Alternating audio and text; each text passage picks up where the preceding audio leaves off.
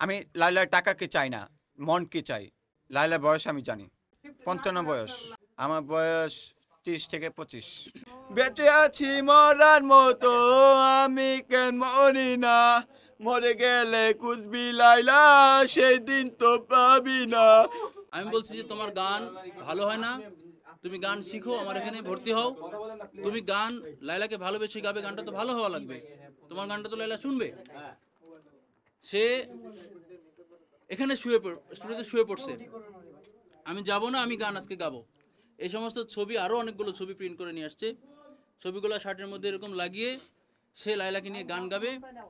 তা না হলে সে 10 তলা থেকে লাফ দিবে, এবং সে সিরিয়াসলি, তার চোখে পানি। এবং এখানে একটা মানুষ যখন শুয়ে পড়ে তখন তার তোলা যায় না। সেই সময়ের ভিডিও আমি যদি করতে পারতাম তাহলে আমি তাকে ম্যানেজ করতে পারতেছিলাম না যে সে এটাকে আমি পাগলামি বলবো, যেটাই বলবো।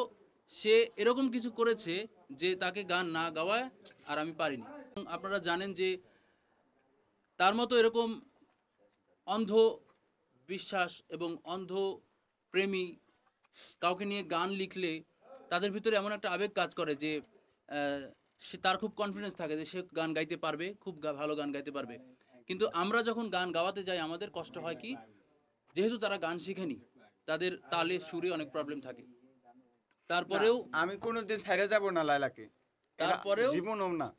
যতটা চেষ্টা করেছি গানটা তৈরি করার, গানটা রিলিজ হবে খুব শীঘ্রই। গান ও কিভাবে জানলো যে মোমো মিউজিকে শুধুমাত্র ভাইরালদের নিয়ে গান গাওয়ানো হয় এবং মোমো মিউজিকের মাধ্যমে ভাইরাল ভাইরাল হয় লোকজন গান গেয়ে? ও এই লোকেশনটা কিভাবে জানলো, একটু ছোট্ট করে জানাবে।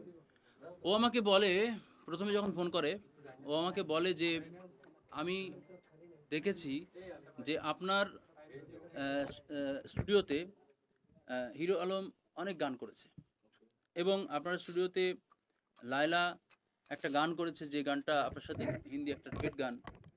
লায়লা তো গান গাইতে আমি আগে কখনো দেখিনি, তাহলে এত সুন্দর মিষ্টি কণ্ঠ কিভাবে হলো? এখন সে বলল যে সেটা দেখেই আমি আপনার এখানে যোগাযোগ করছি, যে আমিও একটি গান গাইবো, এবং সেটা লায়লাকে নিয়ে। আমি লায়লাকে ভালোবাসতাম অনেক আগে থেকে, তাকে নিয়ে আমি একটা গান লিখেছি, যদিও গানটা অন্য একটা গানের সাথে মিলে যায়। ভক্ত হিসেবে গানটা লিখেছে, আমি বাদবাকি ঠিক করে দিয়েছি।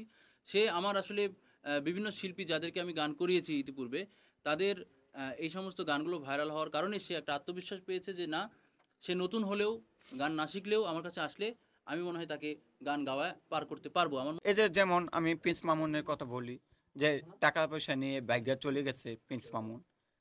তো আমি চাই না যে আমি লাইলাকে কোনোদিন ছেড়ে যাব। আমি লাইলার টাকাকে চাই না, মনকে চাই। আমি মনকে জয় করতে চাই। আমি লাইলাকে 100% বিয়ে করতে চাই। এটা মোমো ভাই সহ সবাই জানে এই ভিডিও। জি, লাইলার বয়স আমি জানি, 55 বয়স। আমার বয়স 30 থেকে 25।